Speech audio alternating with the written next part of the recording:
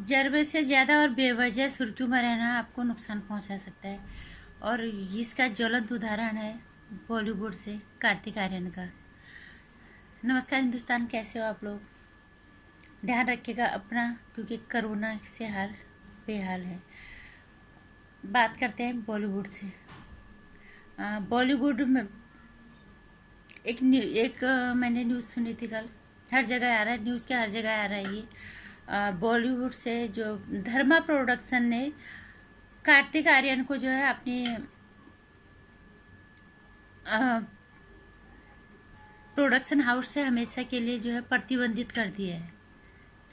News ये नहीं है, मेरे लोगों के लिए होगा, लेकिन मेरे लिए न्यूज़ ये नहीं है। मैं ये बताने की कोशिश नहीं कर रही, क्योंकि धर्मा प्रोडक्शन का जो ये मालिक है ना, करण जहर, मतलब करण जौहर, इस बैनर के फिल्मों की का मोहताज नहीं है कार्तिक आर्यन। कार्तिक आर्यन खुद के बलबूते पे कामयाब होके यहाँ तक पहुँचा है, वो मुकाम उसने हासिल किया है। और धर्मा प्रोडक्शन ने उसको उसकी काबिलियत के आधार पे ही अपनी बैनर तले फिल्म ऑफर की थी। उन्होंने कार्तिक आर्यन को जो नुकसान हुआ है, करण जहर की फिल्म से या इसके प्रोडक्शन हाउस से चला गया, ये बात नहीं है, लेकिन ये और बहुत जगह ये चीज़ें जो है मायने रखती है।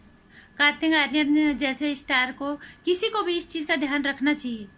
पीआर टीम जो उनकी एक्टिव है, वो पीआर टीम का नुकसान के जो फालतू की पब्लिसिटी, फालतू की ड्रामेबाजी, फालतू बेवजह सुर्खियों में ला देना, बिना उलूल जुलूल बातें करके सुर्खियों में अभिनेता को लाने का खामियाजा ये रहा कि करण जहर के प्रोडक्शन हाउस ने उन्हें बैन कर दिया। दोस्ताना 2 से तो बाहर किया ही किया, उन्होंने अपने प्रोडक्शन हाउस से उसको हमेशा के लिए प्रतिबंध कर दिया आजीवन के लिए। ये बहुत बड़ी बात नहीं है। मैं कहूँगी कि कार्तिक आर्यन की काबिलियत उस करण जहर के प्रोडक्शन हाउस की मोहताज नहीं है। वो खुद के बलबूते यहाँ आया, ये सबको पता है। लेकिन बात पीआर टीम की है।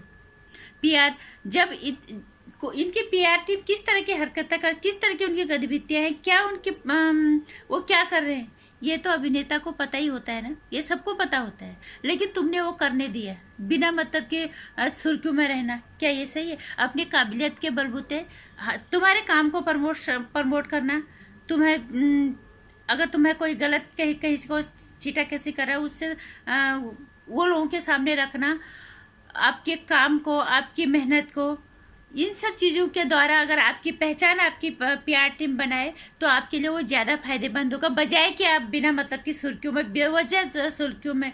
और ये आज तो उसने इतने बड़े प्रोडक्शन हाउस ने उसको इस फिल्म के लिए साइन कर लिया, और फिर वो प्रोड्यूसर बोलते हैं नहीं जी, वो प्रेस व्यक्ति अपनी तरफ से जारी करते हैं, नहीं ऐसा कुछ नहीं है, झूठी अफवाह है।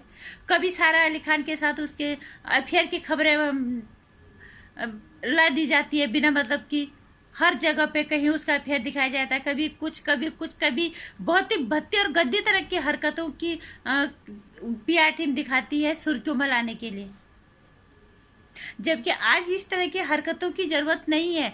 कभी भी काबिलियत को तो जो इंसान काबिल होगा, मेहनत से आगे आएगा, उसको अपने आप को साबित करने के लिए, अपने आप को सुर्खियों में लाने की इस तरह की उलूल जुलूल हरकतें करने की जरूरत नहीं है। जबकि कार्तिक आर्यन को अपनी पीआर टीम को इस चीज के लिए आगाह करना चाहिए था, क्योंकि अभिनेता को पता तो होगा ही कि मेरी पीआर टीम क्या कर रही है। क्या कार्तिक आर्यन की काबिलियत सारा अली खान की के साथ अफेयर की मोहताज है कि उसके साथ अफेयर करेगा और तब उसको सुर्खियां मिलेंगी? ये बहुत ही नीचता वाला और कभी ओछी हरकत इसको हम कहेंगे। ये किसी को भी ये चीज ध्यान में रखना चाहिए। कार्तिक आर्यन हो चाहे कोई भी किसी की भी पीआर टीम है, आज के ज़माने में इस तरह की ओछी हरकतों से नुकसान ही भुगतना पड़ेगा। ये तब की बात होगी जब लोग इतने जागरूक नहीं थे, और खासकर बॉलीवुड को लेके लोग आज जितने जागरूक हुए, जितने सजग हो गए, और जितनी चिढ़ लोगों को बॉलीवुड से हो गई है, उसके बाद तो कम से कम इन्हें सजग हो जाना चाहिए। कार्तिक आर्यन के लिए हम बहुत खुश हैं, क्योंकि वो छोटे स्तर से एक मध्यम वर्गीय परिवार से निकल के उसने ये मुकाम हासिल किया अपनी मेहनत और अपने काबिलियत के बलबूते, अपने हौसले को बुलंद रखा और अपने बलबूते उसने काबिलियत हासिल की। धर्मा प्रोडक्शन के बैनर की वो का मोहताज वो नहीं है। धर्मा प्रोडक्शन ने उसको उसकी काबिलियत के आधार पे अपनी फिल्म में लिया।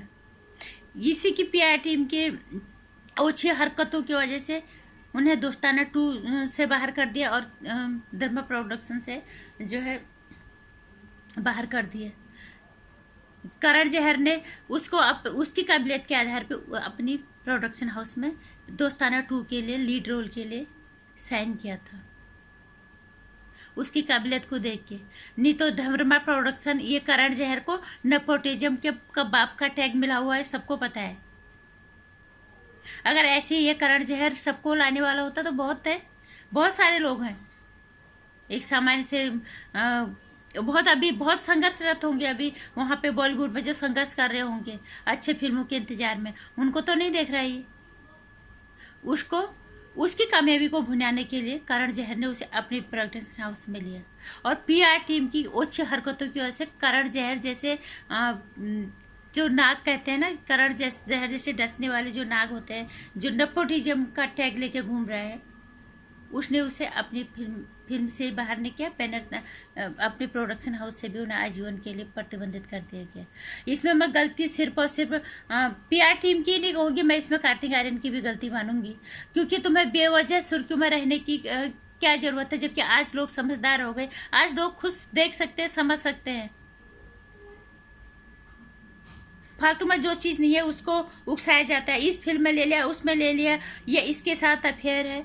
इतनी ओछी हरकतों से सुर्खियों में रहने का कोई मतलब नहीं बनता। ये ओछी हरकतें होती है, बॉलीवुड की निष्ठा है। कम से कम तुम एक पढ़े लिखे घराने से हो, अच्छे, खुद भी अच्छे पढ़े लिखे हो, तो आपको उस हिसाब से आगे बढ़ना चाहिए। और सुशांत सिंह राजपूत के साथ क्या हुआ हो गया, ये सब ये सामने तुम्हारा है। इसलिए मैं किसी को भी एक बात कहना चाहूंगी, जो अपनी काबिलियत और अपने हिसाब से आगे बढ़ता है, उसे बेवजह सुर्खियों में रहने की जरूरत नहीं है, बिना ओछी हरकतें करके सुर्खियों में रहने की जरूरत नहीं है। अपनी मेहनत से, अपनी काबिलियत से लोगों की नजरों में आओ।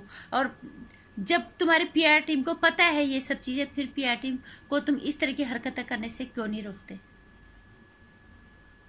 इसलिए मैं सारे लोगों को एक ही बात कहना चाहूंगी कि अपनी काबिलियत, अपनी मेहनत के बलबूते पे भरोसा करके आगे बढ़ो। इस तरह की ओछी हरकतों से कामयाबी नहीं मिलती। सुर्खियां थोड़ी देर के लिए जरूर मिल जाती हैं, लेकिन कामयाबी तुम्हारी मेहनत से मिलेगी, तुम्हारी योग्यता के आधार पे ही मिलेगी।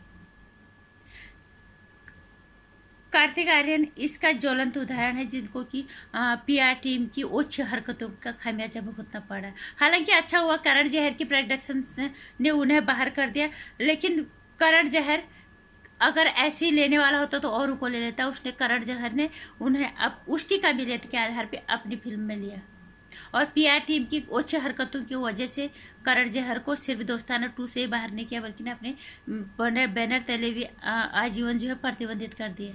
कोई बात नहीं, तुम्हारे अंदर काबिलियत है, तुम अपनी बलबूते आए हो। कहाँ से कहाँ, प्यार के पंचनामा से लेके टीटू की सूटी को ट्यूटू वाला कौन सा वो मूवी थी, यहाँ से आपको बहुत अच्छी सफलता मिली और आपने खुद को साबित किया, आगे भी करोगे। लेकिन इस तरह की हरकतें करने से अपनी पीआर टीम को आपको रोकना पड़ेगा। किसी को भी पीआर टीम इस तरह की ओछी हरकतें ना करे, क्योंकि आज लोग समझदार हो गए। पहले ऐसी बात नहीं, जो दिखा दिया जो कर दिया। आज लोग हर जगह, सबके हाथ पे फोन है, सबके हाथ पे नेट है, हर कोई समझता है और सबके आपके दिमाग के बत्तियां खुल चुकी हैं, खासकर बॉलीवुड को लेके। इसलिए मैं कहना चाहूँगी कि कार्तिक आर्यन को कि उन्हें खुद के बलबूते अपनी कामयाबी पे भरोसा रख के आगे बढ़ना चाहिए, ना कि इन उलूल जुलूल हरकतों की वजह से सुर्खियों में रह के तुम्हें इस तरह की तुम्हारी काबिलियत को इस तरह की हरकतों की वजह से सुर्खियों में रहने की जरूरत नहीं है। अपनी काबिलियत से रहो और जो भी आपकी पीआर टीम करती है वो तुम्हारी नॉलेज में तो आता ही होगा, तो उन्हें इस तरह से करने से रोकना पड़ेगा, रोकना चाहिए आपको, और किसी को भी रोकना चाहिए, नहीं तो खामियाजा ऐसे भुगतना पड़ेगा जो कार्तिक आर्यन को भुगतना पड़ा है। नमस्कार। मेरी वीडियो को लाइक कर देना और शेयर कर देना। आने वाली वीडियोज़ की जानकारी के लिए घंटी आइकन भी प्रेस कर लेना।